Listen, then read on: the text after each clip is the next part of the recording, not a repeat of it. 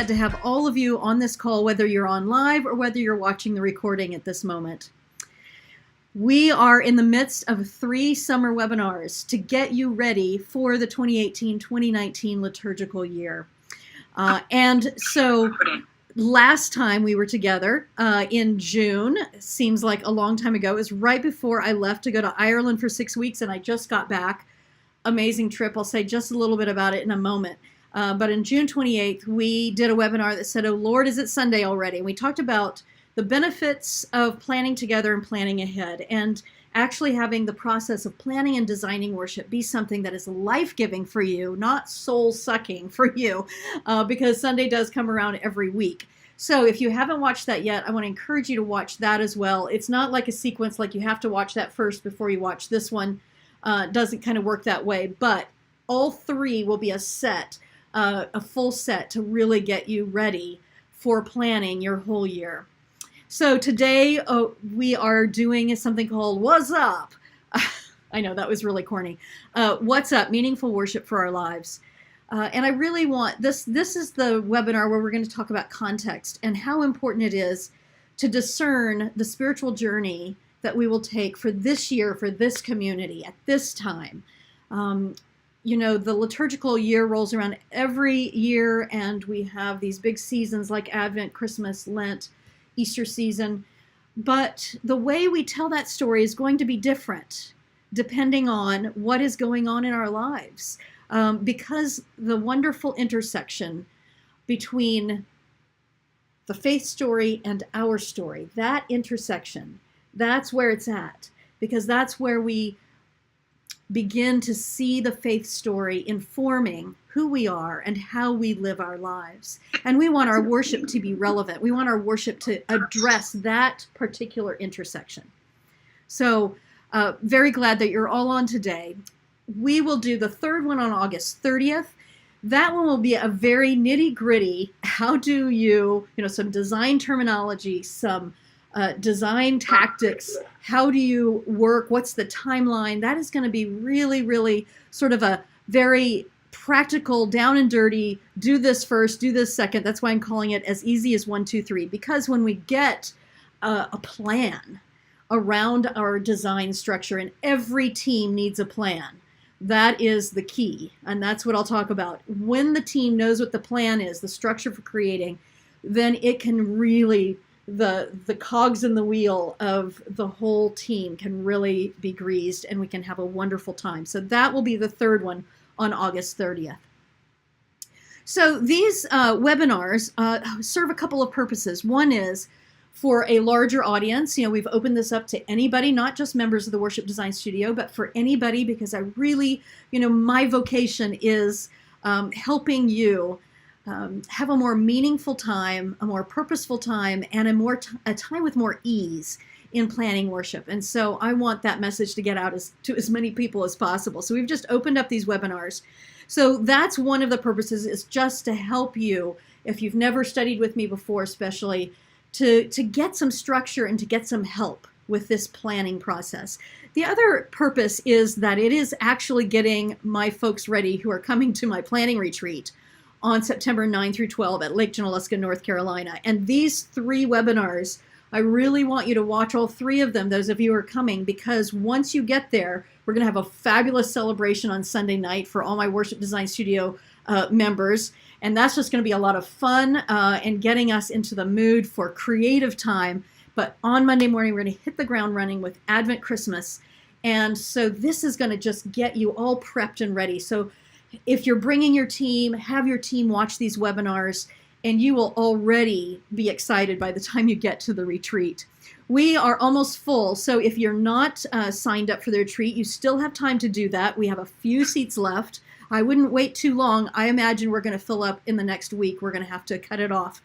We have, at the moment, over 20 states represented in people who are coming, and 6 different denominations. And this is pretty true of all of my retreats. It's such a wonderful and vibrant time. There's nothing like being in the room with 50 other churches and getting excited about the year coming up and getting prepared together. So a little bit more about that later on towards the end of the webinar, but just wanted to let you know if you're interested in that retreat, go to Worship Design Studio/planning retreat. All right, friends, let's get into this. Last time I talked about one of the most important things that you can do in order to get in a plan ahead kind of rhythm is to do what I call a visionary retreat. And what that does is it gives you time, and I really mean retreat. I mean set apart time. So whether you come to mine or whether you make your own retreat, and these webinars will help you get ready for your own retreat, go away somewhere, even if it's just the next town or somebody else's house that has a spa bathtub or something. But find a time away, not your office, not your house, so that you can set apart time. That's what sacred means, right? To set apart time and place in order to focus on that connection with the divine, that connection with our faith story, that connection to our own leadership role, and getting ready, because our communities are looking to us to help them walk a spiritual path for the next year. And so these visionary retreats are a time for us to really discern. And today we're going to talk about how we discern that intersection between our faith story and our life story. Some of the one slide that I showed last time that we're going to jump off and go deeper into was that when the pressure is off, in other words, when you plan far enough in advance and you cordon off some time, that's why we're not, when we get together at my retreat, we're not starting with the Sundays right near the retreat. We're not starting with fall. We're starting with Advent because we want to get some distance, right? We want to start planning far enough in advance so that the pressure is off. We're not thinking about next Sunday, right? People who have registered for the retreat, I'm sending you a whole 9-week fall series so that you don't have to worry about fall, so you can really just begin to plan ahead and start with Advent. So time to discern the spiritual journey that's needed for this year. That's what you give yourself. That's the gift you give to your community. What will we talk about? What will we think about? What will we pray about? What will we sing about this year for this community? It gives us time to consider possibilities, several possibilities, and not just land on the first right answer. When you're under pressure, when you haven't started early enough, it's like the first idea you come up with, that's kind of what you got to go with, because we don't have time to just consider many different things. But when you plan ahead in like a September retreat, like the folks who are coming to be with me, we can consider many different possibilities, and then you can decide what is the message for this year, this community, that really will address what we are concerned about as a community. That's really, really important.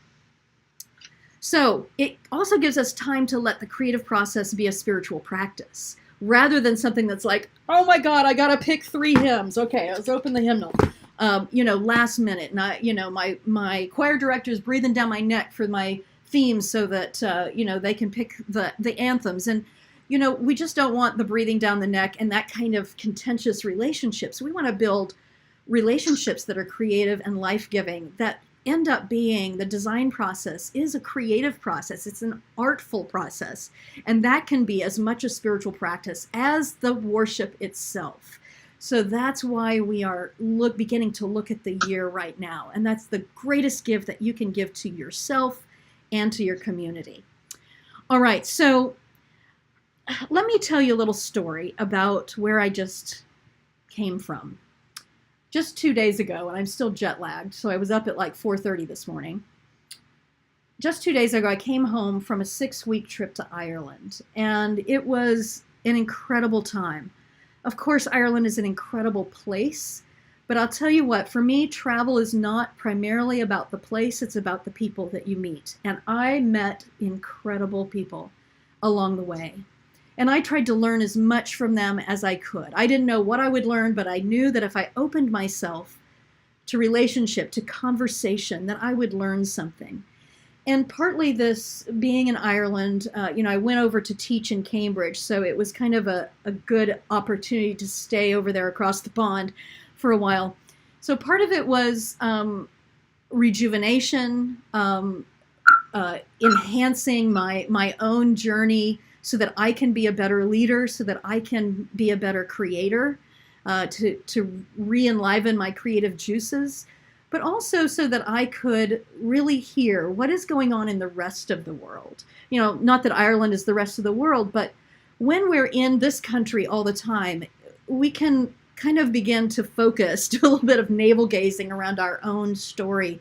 And we are a global community, and I just wanted to get kind of a long-range view of America from the perspective of some other folks. And so I was really able to do that, and it was such a gift.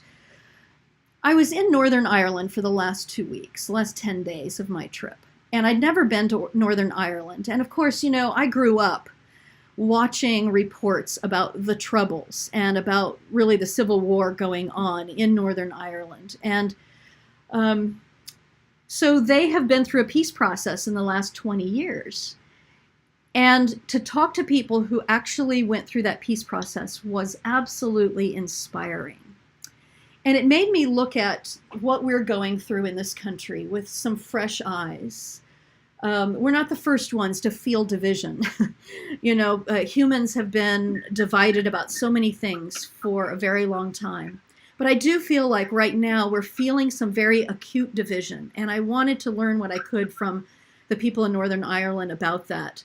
And one of the things that I came away with was that the Advent series that I am planning, called Calm and Bright, because it's the 200th anniversary of the hymn Silent Night, is right on in terms of what we need to be focusing on right now. How do we bring calm and bright, peace and light to our little corner of the world? I heard stories from people who risked their very, lives, their well-being, their welfare, to come across and talk to people who are on opposing sides and to find common ground. And for them, it was finally that they didn't want to bring their children and grandchildren into a world where it was unsafe to be on the streets. So all participants are muted. So what I am saying is that we have to listen to stories around us of the world, of our community, of our lives, and then begin to discern for each part of the liturgical year where we will go, what are the messages we need to hear, and that will make worship deeply meaningful. I do something called good worship when I teach. I invite people to tell stories of a moment in worship that they will never forget. And usually what comes out are these, not just the way we've always done it before, but these special moments that somehow touched people in a place where they needed it at the moment, where they were yearning for something, longing for something, and worship addressed that longing. Maybe they didn't even know that they were yearning for it. But when worship addressed that and said, I see you, I see your real life. This is not just about dogma. This is not just about what happened a long time ago in these stories from the Bible. This is about what's happening right now and how God is intersecting our lives right this minute. Now, good worship means meaningful and memorable. So I think worship has to be meaningful, that intersection of our life and our faith story, but it also has to be memorable in that it touches us in a deep place. So these are the kinds of conversations that we're going to have at my retreat, and that I hope that you would have with your team and with yourself if you are on your own retreat. That you would go through each season, and at every season, you would take a look at what's inherent in the theology of that season, and then ask yourself, how can that speak to the context of our world, of our lives? So I'm going to mention some at the very end of this webinar that a phrase I've been using. It kind of popped out of my mouth at a retreat that I was leading early this year for clergy. And the phrase is go deep or go home. Go big or go home. You've heard that. But friends, I really think that we are in a time in history when we cannot afford to stay on the surface. We cannot afford to have small talk, especially in church anymore. We cannot afford to not speak about the deepest things we know. I have a dear friend named Miss Nina Reeves. And she said to me the first time we had lunch together, I mean, we barely knew each other. And she looked deep in my eyes and she says, let us speak about the deepest things we know right away. And I fell in love with this woman. I mean, really, it was cut the small talk. How is it with your soul? What is it that your life yearns for, your heart yearns for? What troubles you? What makes you anxious? What gives you sorrow? But what gives you joy? These are the things we should be talking about in church. If not in church, where will we? I cannot tell you how many people in Ireland, almost everyone I talked to, had become disillusioned with the church and would all say, I'm very spiritual, but I just can't find a home in the church anymore. And that's happening more and more often. And I think that we have a prime opportunity, my friends, to provide the place, the space, the time, the music, the environment, the words to help people address their deepest yearnings. And we have to risk vulnerability in order to do that. We have to say, I'm on the spiritual journey with you. I have longings. I have dreams. This is what these people who risked their very lives in Northern Ireland across the aisle, across opposition did. They said, hear what hurts my heart. Hear what gives me joy. And they told each other these things. And that was the beginning of the peace process. And so if we are to make peace with those who have become disillusioned with the church or have been harmed by the church, we must risk that vulnerability and say, I'm here. We're listening. Let's journey together on this spiritual journey. And I think, my friends, that the liturgical year is a prime structure for doing this. Ooh, okay, so let's talk a little bit about the liturgical year and why I think that this is a prime structure for these kinds of deep conversations. From the beginning, humans have been finding ways to ritualize human longing. Now, when I say ritualize, I mean it in the deepest sense. Not sometimes we use the word ritual as in those things that we do that are kind of cut and dry and we repeat them. That's not what I'm talking about. Ritualizing means that we take our stories, our life stories, and our connection to that which is bigger than us and our faith narratives, and we say, through these actions and these songs and these words and this space, this is how we are going to express ourselves, our deepest selves, and our connection to God. So that's ritualizing. That's why I use it in the verb form, not rather than the noun form here, right? Ritualizing is something that's active and alive. It's a living tradition. So what I believe is that as humans, as a ritual studies person, my PhD is in liturgical studies, which included ritual studies, and I'm infinitely interested in why humans do the things that they do, why we develop the certain rituals and patterns and practices that we had. So I think from the very beginning, we have been finding ways to ritualize our human longing. So early rituals, our longing was to understand the world around us, and we ritualized the seasons. Oh my goodness. In Ireland, I was at this place called Newgrange. Again, it's my second time there, and I was even more amazed. And at the retreat, I will start our Advent session showing you some video from this place. But it's Stone Age people, and they built this burial passage tomb where the sun on the winter solstice, the shortest day of the year, when the sun is going to begin to come back and the light returns to the darkness, that sun at sunrise would shine right through this hole in this big, huge mound, I'm talking huge, and go right back to where they had buried their dead. This sign of new life in the midst of the deep, dark night. So the seasons, ritualizing new life and the return of life and that connection to death, from the very earliest humans, we've been doing this. Food, survival, coming of age, procreation, death, all of these just life things. We can see the earliest peoples ritualizing and saying we need a way to express ourselves around these life issues and how they're connected to the mystery of whatever is out there, because ever since we've been humans, we have been attuned to each other, but also attuned to something bigger than just us. And that is just an amazing, glorious mystery. Later, the Hebrew people, ritualized meaning. So as we read the Hebrew texts, we can see that there would be a happening, right? Someone would have an encounter with the divine, and they would build an altar. They would stack some rocks, right?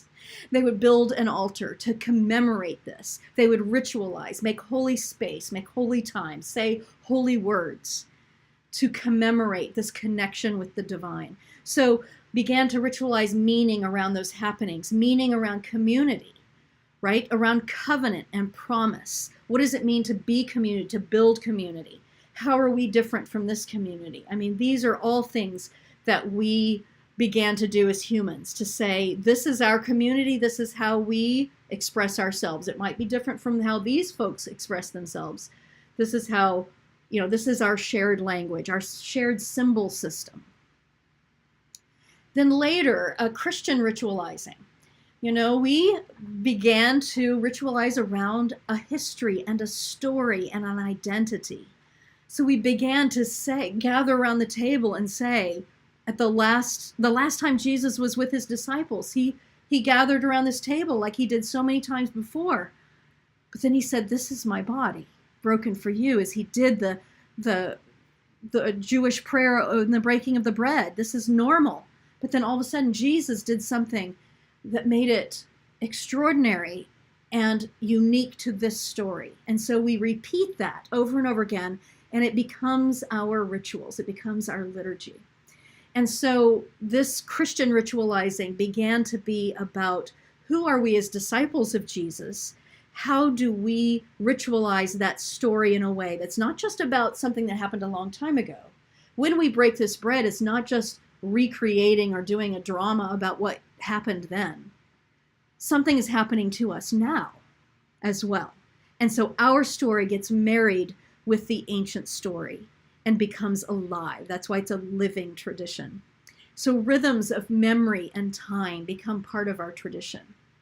So the development of the liturgical year is the story of a living tradition that can deepen our present practices. So this is why I think that as we plan worship for the year, and I have some folks who come to my retreats. I have some folks who are coming to my retreat now this year who don't have as much of a tradition of the liturgical year in their background. And if you're listening to this, I know this, and don't be worried about this, because the way that I look at the liturgical year is I connect it to our human story, into a living tradition. And so we take the inherent theology of that part of the year and we say, how can we express that? And that's going to be different from denomination to denomination, right? We're not, you don't come study with me to get a one-size-fits-all. That's not what I believe in. I believe that there are deep practices and theories and understanding of symbols and history and tradition that then we interpret for our denomination, for our community, for our time. But knowing this history, knowing the traditions, knowing symbols, knowing all of that is just fodder for the richness that we will develop at our place. So it's a living tradition. Now, the cycle of the first century church was simply the week. So they didn't have a liturgical year. They just had a week. So Sunday to Sunday. And that was the way that they marked time. Now, that was a big deal, Sunday, right? Sunday became the 8th day. That was unique to Christians. Sabbath for most Jewish folks was a Saturday. Sunday became that day of resurrection, right? So Jesus died on Good Friday, was resurrected 3 days later, Sunday. And so Sunday becomes the big deal for Christians. So the 8th day is spoken about in theology as a foretaste of the reign of God to come. And so that was the cycle, just 1 week at a time. The second century church began the very first celebration of a yearly ritual, and that was Pascha or Easter, right? Although every Sunday is still considered a little Easter along the way. So every Sunday, no matter what time of year it is considered a time of resurrection. Boy, wouldn't that be great if we could see every Sunday as the possibility for new life and resurrection and do-over?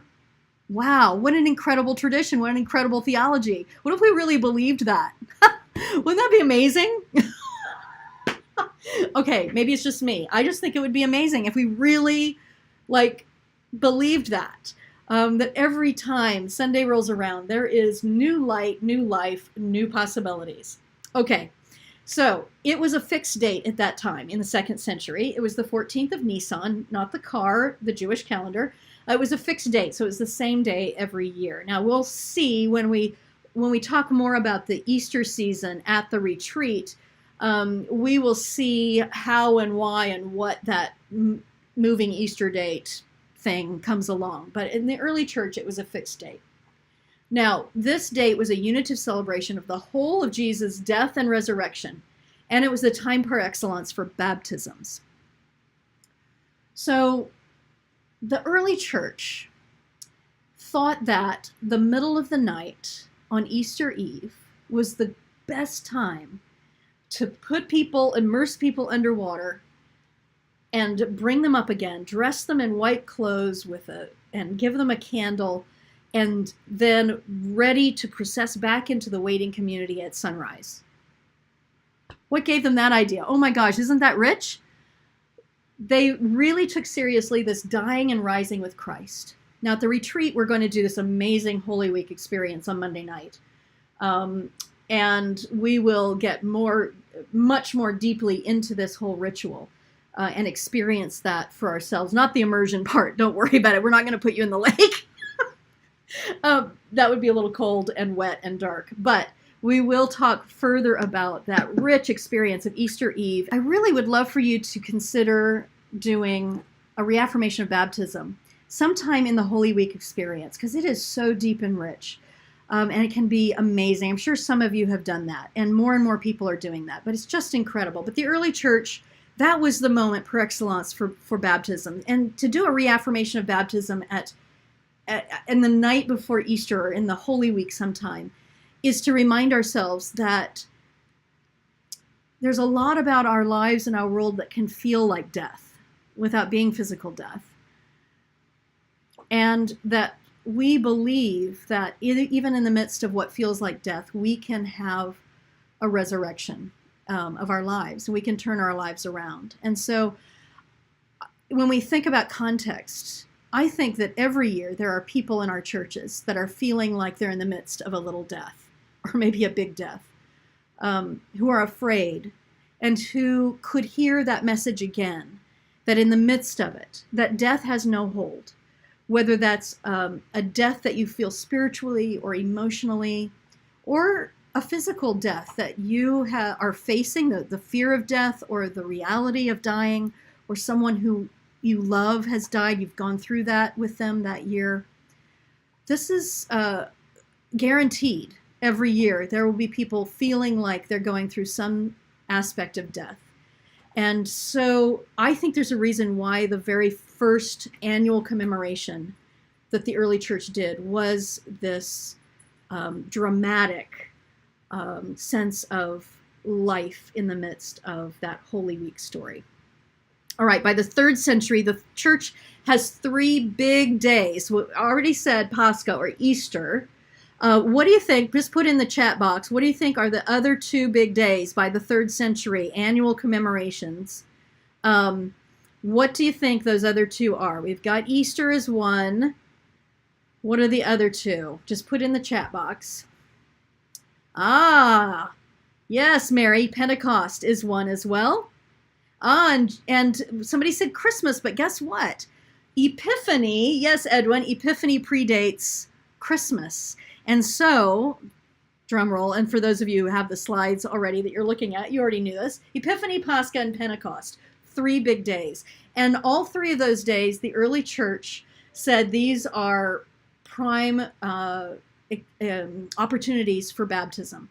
And so a lot of our liturgical year was developed, like Advent actually was developed early on as a preparation for catechumens to be baptized on Epiphany, not necessarily preparation for Christmas. That came later.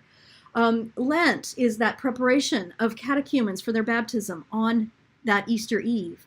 And then the Easter season, where we have 7 weeks, that's another time of preparation for catechumens for their baptism on Pentecost. So we begin to see the liturgical year take shape because we have these big, what we call feast days, and then preparation leading up to it. And remember, this is the 3rd century. This is when Christianity is beginning to take off. And we're about to come to the moment when it gets legal. So, 4th century. When Christianity is all the rage, it gets legal, it comes out of the closet, whatever you want to call it. Constantine says, this is going to be the state religion. And so, whole households, whole cities were being baptized. Now, we can talk a lot about that phenomenon, but suffice it to say, there were a whole lot more people and more celebrations because you could be out about it, basically. So it develops into many more commemorations. So here we see Epiphany develops into Advent and Christmas. And at the retreat, we'll talk more about the different theories. People generally think that there's one theory about the date of Christmas, that it sort of usurped the pagan winter solstice kind of thing. But there are some other very interesting theories out there that we'll talk about at the retreat. But Christmas gets developed in that 4th century. Circumcision. There was a big celebration of Jesus, of the story of Jesus' circumcision. I don't know what happened to that. We don't have that any longer. I guess it got cut out. I know. I can never resist that. Sorry. But anyway, the chat box is going crazy at the moment. So Epiphany, the day of Epiphany, and then the presentation of Jesus in the temple. That all of those commemorations get developed out of that one. There's my mother's dog barking. I love it. It's the animal kingdom. You may not be able to hear the dog barking, but anyway, we're talking about real life here, and this is real life. So the presentation of the Lord gets added to that as well, and we have this full set of really what we use now with the exclusion of one of those. Now, around Easter, that gets developed out into Lent, which ends in Palm Sunday. Maundy, Thursday, Good Friday, Holy Saturday, Easter Day looks very much like what we have today. And at the retreat, we'll talk more about the history of that.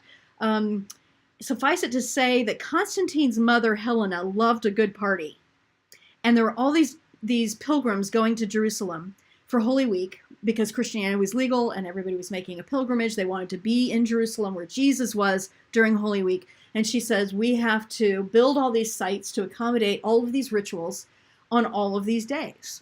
And we'll learn more about that on Monday night, as we go through Holy Week at the retreat. So Pentecost then becomes the Great 50 Days, ending the week before Pentecost, Ascension Sunday, and then the day of Pentecost. Now, okay, so this is the liturgical year. What does this have to do with discerning our context? We're going to see that over time, migration of practices happens from one holy see to another. So a holy see is like a city, like Jerusalem, Constantinople, Rome, all of these major cities. People would travel, like I did to Ireland for the last month. And they would go to church like I did there, and they would see what's happening, go, oh, that's cool, let's do that. And they would bring a little bit of that home with them, or vice versa, so things spread. And generally, the historians have said that Christianity went from a lot of diversity to supposed uniformity. And I say whatever. I think that Christianity has always been incredibly diverse because we are diverse, and every congregation, every community, every locale is diverse, and that we adapt practices and traditions to reflect that diversity, and that's a beautiful thing, right? We don't have to be scared about that at all. We need to celebrate that. And that's why I say no one size fits all, that this is a good structure, and then we work within that to look at what the meaning is, and we bring that to life in the ways that are most meaningful to our communities. Okay, so Christian ritualizing, we said, based in history and story and identity, the rhythms of memory and time. Still today, humans continue to find ways to ritualize our human longing, our deepest yearning. So let's take a look at the journey of the liturgical year as an organization of the story of faith and its messages as it intersects with human longing, with our life story and our faith story. Right there, there's that intersection. intersecting in the form of ritualizing, or what we do on Sunday morning or on our special days. That's what we're doing. We're saying, how can we take these deep theological concepts? How can we take this historical, the story, its history and its myth, and marry that with our lives and in the context of our lives? So let's begin with Advent Christmas. All right, so I'm going to go through these different seasons, and we're going to ask questions along the way that come out of what I see as the theology of the season, or part of the theology of the season. Of course, in my retreat, and hopefully in your retreat, and those of you who are members of the Worship Design Studio but can't come to the retreat, as you know, I have podcasts about every season for every cycle of the Revised Common Lectionary as well in the Worship Design Studio. And you can actually, in your retreat, if you're doing your own do-it-yourself retreat, you can have me talk to you about these seasons in your own retreat. But those of you who come to the retreat, I'll be going much more deeply into the theology. But let me just glance at it here for this webinar. There's the yearning for the presence of the mysterious. I think that if we simply take life at face value and take it literally and we stop dreaming and we stop imagining and we stop looking at things as metaphor and symbol, that we really miss out. Mystery is such an important part of our human experience, being in awe and wonder at the world. And I think that if we rob ourselves of that, there is a depletion of our spiritual journey.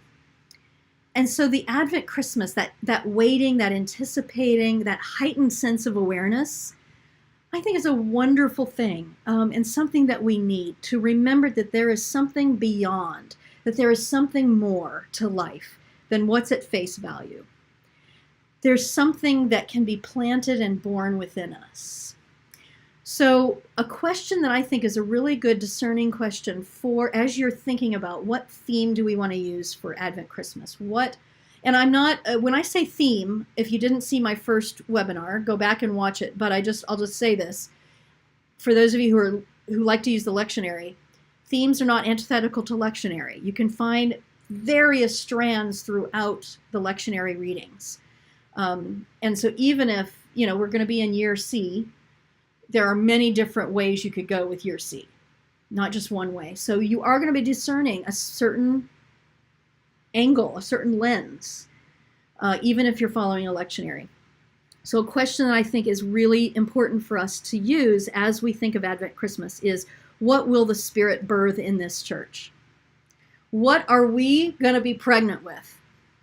What is happening among us that the Spirit is urging us to do that's maybe a new thing? That maybe is going to have a little labor pains, right? Because everything that gets birthed has some labor pains. But how are we preparing ourselves for what God is about to do in our midst? I've never had a baby, but I've birthed many things, right? My creativity has come out in many ways. So the metaphor of birthing works fine for me, even though I haven't had a baby. So same thing with a church.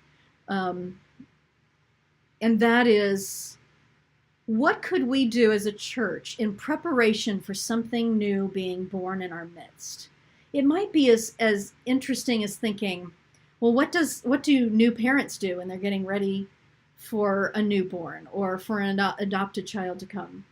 You might, repaint the room. You might create a nursery. So what do we need to do with our physical surroundings to be prepared for something new to enter it? I mean, something as mundane as that could be a spark of inspiration for thinking along some trajectory about, are we kind of maintaining the status quo here? Or do we need to think, what could happen if God did a new thing in this church? What does that bring up for us? So for me and the series that I'm working on right now for Advent Christmas for the Worship Design Studio, calm and bright. I'm asking the question about what do we need to do? How do we need to prepare to birth peace and light in this world where we're experiencing divisions? So that's the birth question that I'm wrestling with. Last year, I created an Advent Christmas series for the Worship Design Studio called Angels Among Us, hashtag Do Not Be Afraid. And the question was, how can we be the messengers, the angels among us? And what messages do we need to birth into the world? And so that was the birth question. So you see how I'm using that question to ask, to sort of figure out what do we need to focus on this year. So Epiphany. Epiphany is that day after it's the day closest to the 6th of January. But in the Worship Design Studio, I call the Epiphany and the Sundays after Epiphany plus season, because I think we can treat it as a chunk of time to create a spiritual journey, to do a theme, or maybe two. This year it might be two because it's a late Easter. So we've got, I think, maybe 8 or 9 weeks between Epiphany and Lent. So you might even have two themes in there. But the theological undergirdings for Epiphany are that human yearning for illumination, for knowing, for discovery, for relationship. In the lectionaries, actually, usually this period of time is stories of people finding out who this Jesus is, discovering that this dude Jesus is a little different from other teachers, right? He's healing and he's teaching in a new way, and he's saying different things, and he's lifting up the lowly, he's paying attention to the marginalized. This is a little different. So it could be rediscovering Jesus or rediscovering who we are as disciples of Jesus. But there is that deep human yearning for illumination. What is my purpose in life, right? What do I know? And so question here for this series of Sundays could be, where is illumination and relationship and even risk needed in our church? What do we need to put out there? You know, one of the things I think is really interesting about Epiphany Plus is that it's the new year, and the calendar new year, at least for Americans, has that kind of ritualistic sense, right? It has that sense of new beginnings. And so I think, you know, we don't shun the world. We say, well, this is our context. So how do we take that sense of new beginnings and people making, what do you call them? Resolutions. That's how much I keep my resolutions. How do we fold that into what we do in this new year and say, what is our resolutions as a church, and what are we discovering about ourselves? So Lent comes along, and there is this, I think, friends, that Lent has become a deeply spiritual season like none other in the year. And this has only happened in what we call the liturgical renewal movement of the 20th century, the mid-20th century on, when Protestant Christians especially began to embrace more of the early rituals, early church rituals, and to understand that's part of who we are, and reclaim those. And I think Lent has become such a deeply spiritual practice for those churches who are really commemorating that as a 6-week season of preparation and going deep. So the yearning here, the human longing, I think at work here is that yearning to be fully known, for people to really know us, to lay it all out on the table, to be accepted for who we are, and also who we could become if we let go of the crap that we're carrying around, right? And we make more room for God.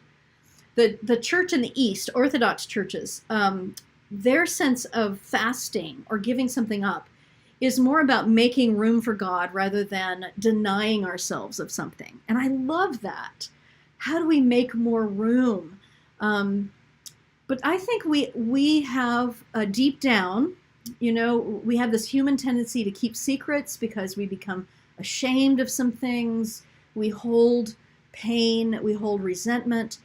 But I think deep down, we really want to let go of that stuff. We want to be free of that stuff. And I believe that letting go could be one of the most important things that humanity can do to bring a more peaceful, loving society. Because I think it's our own stuff, resentment, fear, shame, that causes us to put that on other people. So if we could tend to our own gardens for a little bit, and Lent is a great time to do that, if we could tend to our own gardens, enrich those gardens, till those gardens, plant some new stuff, get rid of the weeds, brighten the corner where we are, that's going to have an effect on the entire world that we live in. So a question during Lent could be, what are the deep questions for our congregation, for ourselves? Can we speak on a deeper level? Can we go deep or go home? I think this is a real, and people are more open to it. But again, as leaders, we have to also be willing not to be vulnerable to the point where we're, people think they need to minister to us, which that's okay. It's a reciprocal relationship. But we are leaders in that we admit that all of us fall short. All of us have the stuff that we're carrying around. I certainly do. So what are the deep questions for our congregations? That would be my question for the Lent season. Holy Week comes along, that yearning, that human yearning for comfort and suffering, making sense of the pain of life, crying justice in the midst of injustice. The Holy Week story is happening over and over and over and over again in all of humanity and all of time. The Holy Week story is about the oppressed. It's about standing up for the marginalized and getting cut down for it. That is the Jesus story. And it keeps happening, and it keeps happening. And so perhaps a question we can ask ourselves around Holy Week would be, how can we be more present to the suffering of others? How can we, as a church, say, this is not just about platitudes, but this is also about alleviating real suffering, standing up for real oppression, and standing on the side of love and comfort and help is always the right choice. So there's something for Holy Week, just a little something. Easter comes along, and this is the incarnational nature of Christianity, and that is that in the midst of what feels like the end, God is present. God is present. Simple as that. In the midst of what feels so terrible, God is present.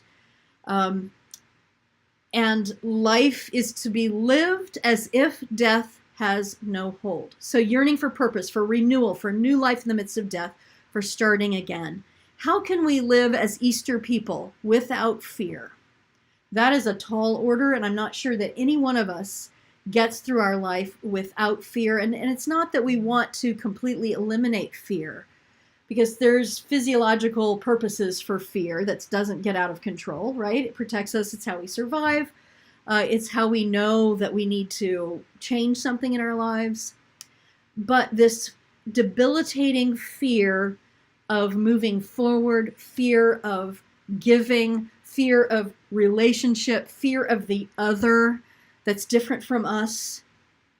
How do we live without fear? That kind of fear that cuts us off from our spiritual fullness, from our physical fullness, from our relationship fullness. That's the kind of thing that I think Easter can help us ask. The Easter season. So Easter is not just a day. Easter is the beginning of an entire season, right? So Easter through Pentecost. And this is party time. This is where we celebrate. I mean, how ingenious is this sort of rhythm of this liturgical year to take us from the depths of the dark of the womb into this light, this learning, this getting real, this experiencing death, and into experiencing joy. That's kind of the cycle that we all go through in over and over and over again in our lives. And when we rehearse that with depth, with meaning, with being honest about how that connects to our lives in church, that's when church can come alive. That's when church becomes like it matters to people. It can actually give life to people instead of people becoming disillusioned with the church and feeling like it's antiquated, it's a museum, it has nothing to do with my life. It has everything to do with our lives if we proclaim that. So yearning for joy, the joie de vivre of life, right? That's that fabulous French term, the joy of life. It just sounds better in French, right? Joie de vivre, for celebration. What holds us back from daring to dance our dance? And so we think about these weeks from Easter to Pentecost, and I want to challenge you to stop thinking about the Sunday after Easter as Low Sunday. The Sunday after Easter is the Sunday after you just had a whole bunch of people at your church, hopefully new people, visitors. And what if they got so excited that they wanted more of that? And they came the next week, and it was a guest preacher, and there were fewer people than usual, and it just doesn't make any sense to me. So I'm just putting that out there.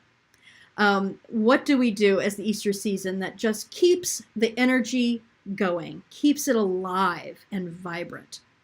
All right, Pentecost, the day of Pentecost comes. Pentecost is not a season itself. We don't have the Sundays of Pentecost. We have the Sundays after Pentecost, which is ordinary time, which we're about to get to. But Pentecost is that, one of those major big three of the church, original big three of the year. And so Pentecost, that yearning for a sense of empowerment, being filled and fulfilled, a common purpose. This is where the liturgical year goes from a story of the Jesus narrative into a story of the church.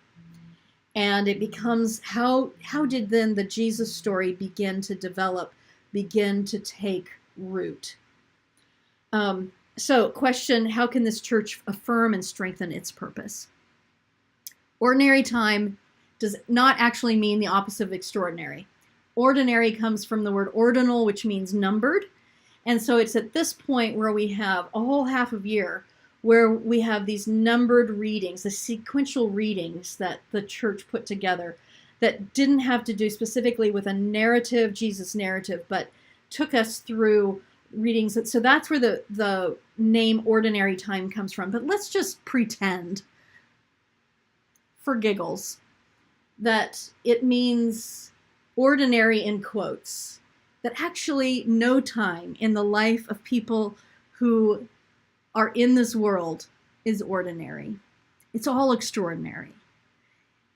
Yeah, it's ordinary in one sense, but the extraordinary dwells within the ordinary. We yearn for extraordinariness in our life journey, the mundane, the if we just go through the motions, we begin to again lose some of that joie de vivre, right? So how can we see the extraordinary in the ordinary? Because actually the ordinary is what we have. That's what we have. Life happens, you have to take the trash out. Life happens. But how do we dig deeper in that very ordinariness and discover the wonder and the joy, the curiosity, the creativity, the patterns, the practices that bring us fulfillment, that bring us something more? So friends, the intersections of human experience and divine intervention. This is what we're after when we plan worship. This is what we're after when we look long-range planning. We look at that year that we're taking a look at the whole year and saying, what are the rhythms? What's the feel of each season? How will this season feel different from this season? What is the trajectory? What questions are we asking along the way? If it's too much the same from one to the next, then if we're planning long range, we can see that, we can notice that, and we can tweak that a little bit so that we can have some ebbs and flows in the feel and the rhythm and the energy of what we're doing.